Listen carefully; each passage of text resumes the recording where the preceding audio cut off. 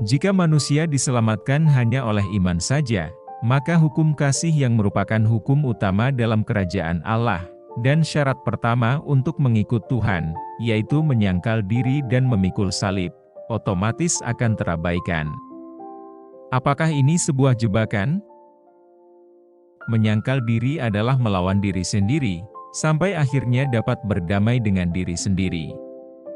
Hidup dalam damai, tidak ada lagi egoisme. Pencapaian ini menjadi syarat untuk memperoleh kerelaan berkorban demi kasih, memikul salib setiap hari. Jikalau syarat pertama untuk mengikuti Tuhan Yesus tidak dipenuhi, apa akibatnya?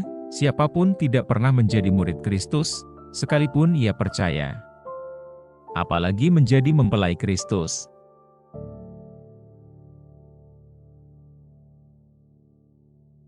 Iman dalam tradisi Yahudi, dalam Yudaisme, iman dikenal dengan istilah emunah yang berhubungan dengan kepercayaan, keyakinan, dan kesetiaan kepada Tuhan. Fokusnya bukan pada kepercayaan buta, tetapi pada hubungan yang terjalin antara manusia dengan Tuhan melalui pengalaman hidup, dan ketaatan pada hukum Taurat. Dengan demikian, iman bukan hanya sekedar mempercayai sesuatu tanpa bukti atau iman buta, tetapi mengakui keberadaan Tuhan melalui tindakan nyata, seperti ketaatan pada perintah Tuhan dan hidup bermoral sesuai dengan ajarannya. Lebih lanjut, dalam agama Yahudi iman cenderung lebih praktis dan berbasis tindakan daripada sekadar suatu kepercayaan. Orang Yahudi diharapkan untuk menjalankan mitzvot, perintah-perintah Tuhan, sebagai tanggapan atas iman mereka kepada Tuhan. Pengalaman sejarah bangsa Israel berperan besar dalam membangun iman, terutama dalam sejarah penderitaan dan pembebasan bangsa Israel. Seperti kisah pembebasan dari penjajahan Mesir yang diceritakan dalam Kitab Keluaran. Iman dalam agama Kristen, Protestan. Dalam agama Kristen, iman dikenal dengan istilah Yunani pistis, yang sering didefinisikan sebagai kepercayaan atau keyakinan penuh kepada Tuhan, terutama melalui Yesus Kristus. Iman dalam agama Kristen lebih sederhana dibandingkan dengan agama Yahudi dan Katolik, bahkan jika dibandingkan dengan agama Buddha dan Hindu. Iman dalam agama Kristen digunakan sebagai dasar keselamatan. Kekristenan menekankan bahwa orang tidak dapat mencapai keselamatan melalui usaha pribadi atau ketaatan pada hukum, tetapi melalui iman kepada Yesus sebagai Mesias yang menebus dosa manusia. Iman Kristen melibatkan pengakuan bahwa Yesus adalah Anak Allah, yang mati dan bangkit untuk menyelamatkan manusia dari dosa. Konsep iman dalam agama Kristen ini sering digambarkan sebagai penyerahan diri secara total kepada Tuhan dan penerimaan kasih karunia Tuhan melalui karya penyelamatan Yesus Kristus. Iman dalam tradisi Katolik. Iman, fides, memiliki makna yang lebih luas dan lebih terstruktur dibandingkan dengan pemahaman pada umumnya dalam agama Kristen Protestan. Iman Katolik mencakup kepercayaan penuh kepada Allah yang diwahyukan melalui Yesus Kristus dan disampaikan melalui gereja yang didirikannya. Hal iman ini bukan sekadar keyakinan pribadi, tetapi juga mencakup hubungan Tuhan dengan komunitas gereja, sakramen-sakramen, dan doktrin resmi. Berikut ini adalah beberapa aspek penting iman dalam gereja Katolik. 1. Iman sebagai tanggapan terhadap wahyu Allah. Dalam agama Katolik, iman adalah respons manusia terhadap wahyu Allah. Gereja mengajarkan bahwa Allah mewahyukan dirinya melalui alam. Sejarah, kitab suci, dan yang paling sempurna di dalam Yesus Kristus. Umat Katolik percaya bahwa wahyu diterima dan dilestarikan melalui gereja, terutama melalui magisterium, otoritas pengajaran gereja, yang memastikan bahwa ajaran-ajaran iman tetap benar dan otentik. 2. Iman sebagai karunia dan keputusan. Umat Katolik percaya bahwa iman adalah anugerah dari Tuhan, tetapi juga membutuhkan partisipasi aktif dari individu. Dengan kata lain, Allah memberikan rahmat yang memungkinkan seseorang untuk percaya, tetapi manusia tetap bebas untuk merespons ataupun menolak karunia tersebut. Ini berarti bahwa iman adalah sebuah keputusan yang berkelanjutan, Sebuah kemauan dan tindakan di mana seseorang secara sadar memilih untuk percaya kepada Allah dan ajaran gereja. 3. Iman yang dibentuk oleh kasih.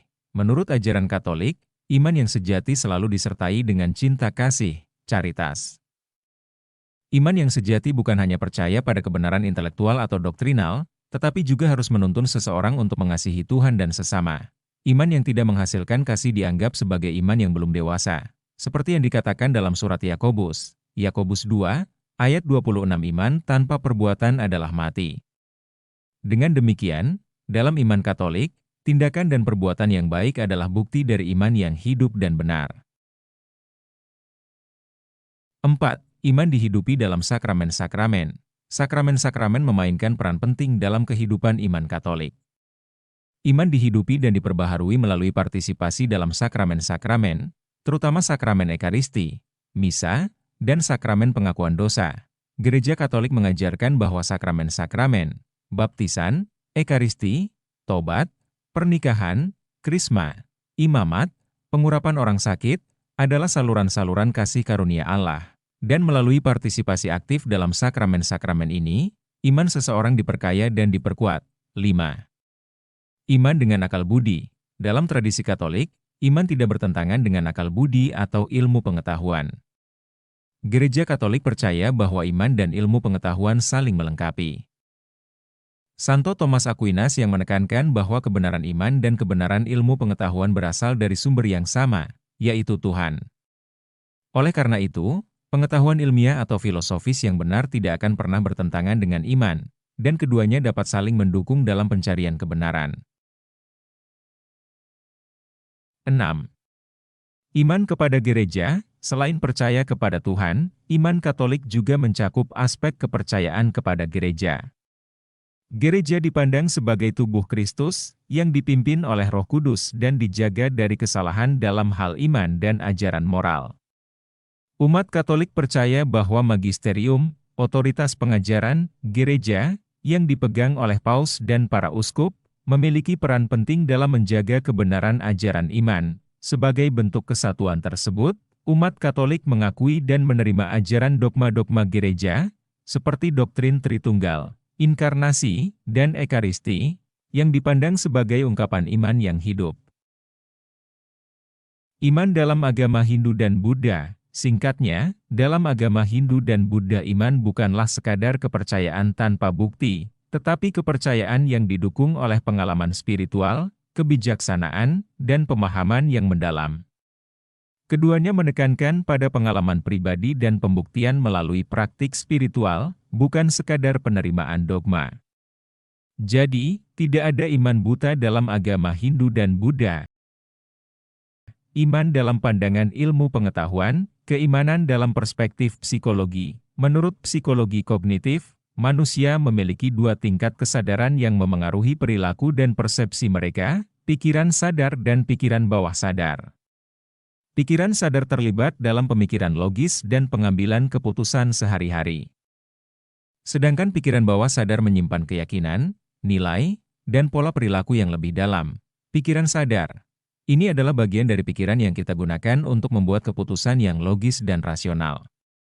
Pikiran sadar mengelola informasi yang kita terima dari lingkungan sekitar dan memprosesnya secara analitis. Pikiran bawah sadar.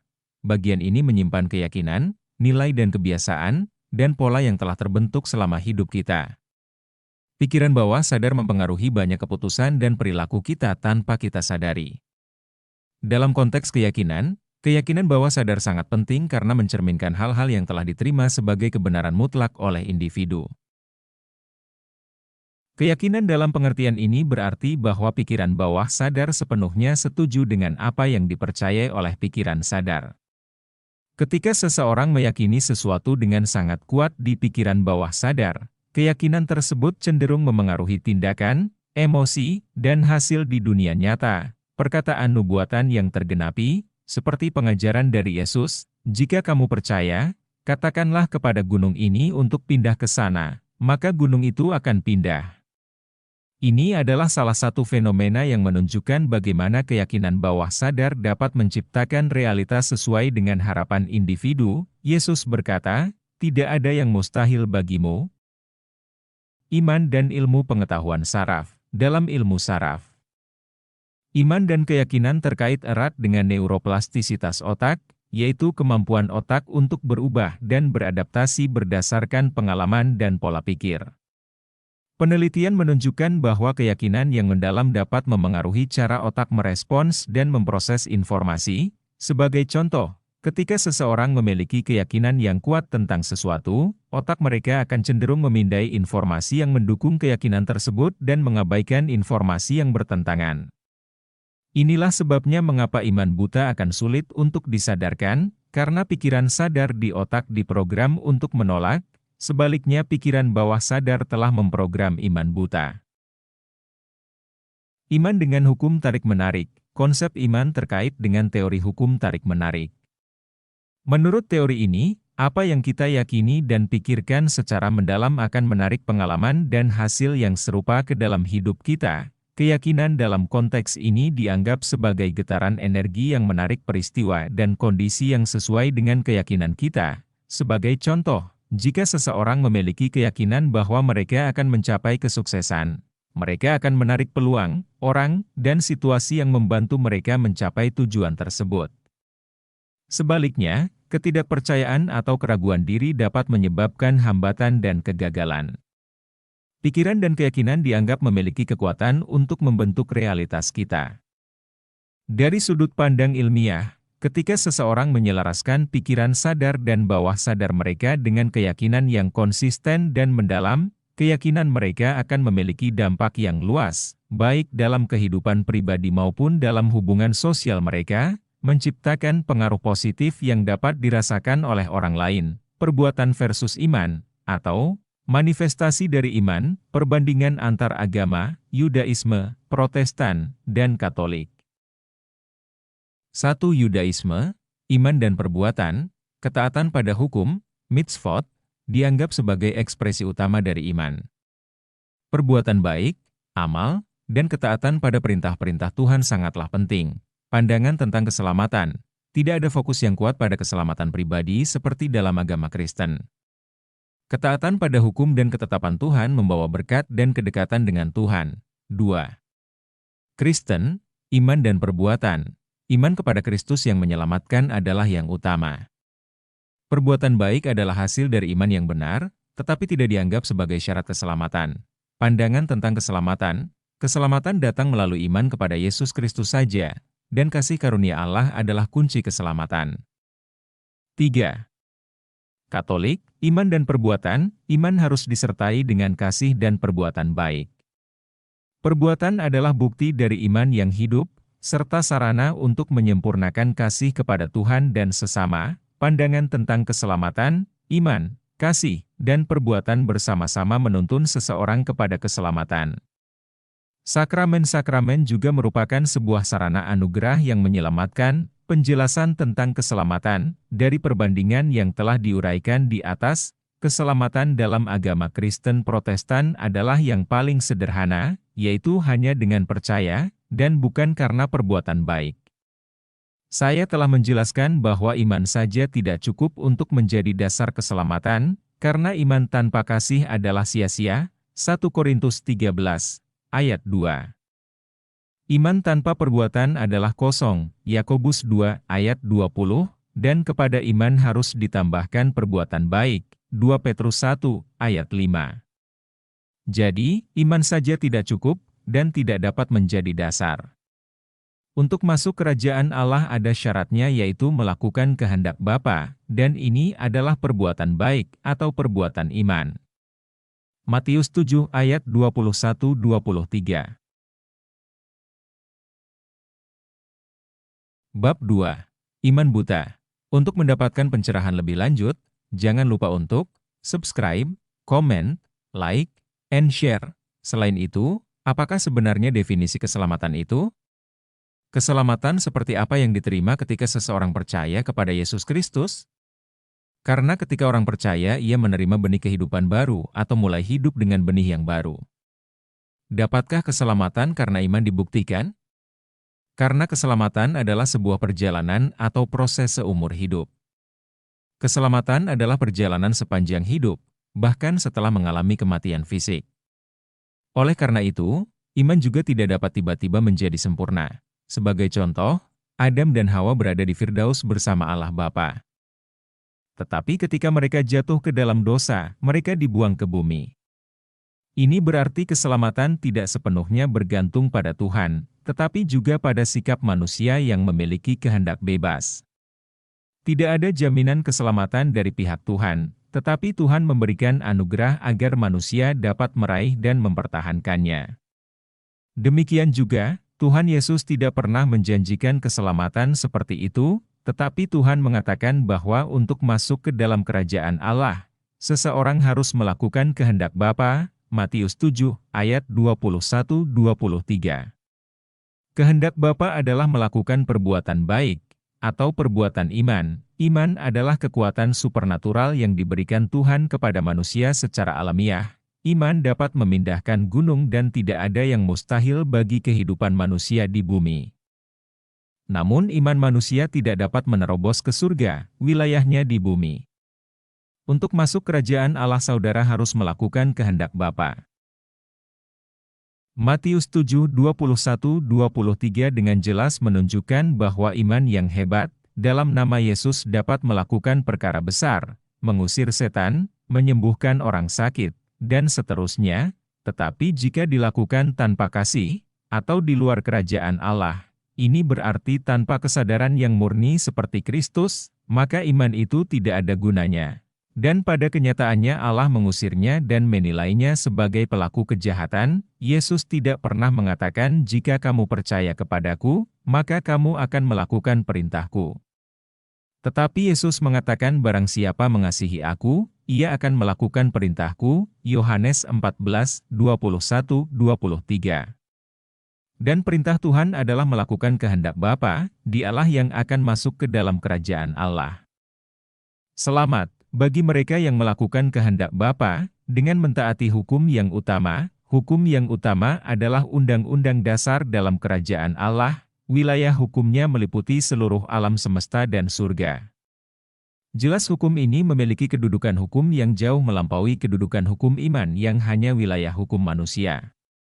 Oleh karena itu hukum iman saja tidak dapat menerobos ke surga karena masih dibutuhkan syarat dan hukum yang lain. Contohnya, kuasa iman yang besar dan supernatural tidak dapat menyatukan gereja-gereja Kristen yang terpecah menjadi ribuan, padahal gereja itu tubuh Kristus. Sebaliknya, kuasa kasih akan membuat hubungan yang harmonis dengan Tuhan dan sesama orang percaya menjadi satu tubuh Kristus.